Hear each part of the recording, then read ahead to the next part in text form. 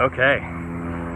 Alright, so quick science video, and I figured we'd do this one outside in our flower garden area, our prairie path, which stopped being a path this summer because the plants just went completely wild and overgrew the path. So if you are familiar with that pathway area, that flower garden out by the building, it's completely overgrown. And you know what? I'm okay with that. Like that's pretty amazing.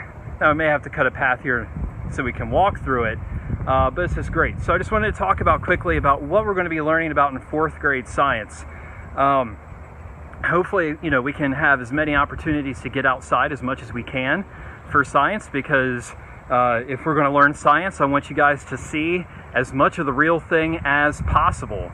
And that means sometimes getting out there to where we can see the real thing. We're going to be learning about electricity this year in science, which is great, how electricity works and how to put together circuits. We're going to be learning about heat and how heat works. Right now I can feel the heat of the sun, but I'm not touching the sun, which is good because I would die if I did that. But yet I can still feel the heat. So what is that? We're going to be talking about that as well. We're going to be talking about how to do science and how to do science well, how to communicate our science in notebooks and in writings and drawings. It's going to be really important this year.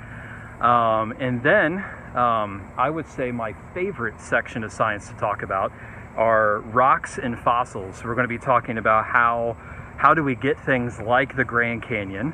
How does that form? How do things become fossils? What do fossils tell us about life on our planet millions of years ago?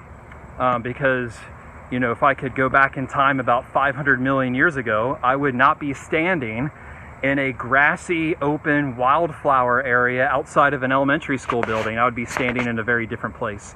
So we're going to be talking about all those things. I'm sure there's some things I forgot to mention and left out, but we'll just find that out when we start up science class.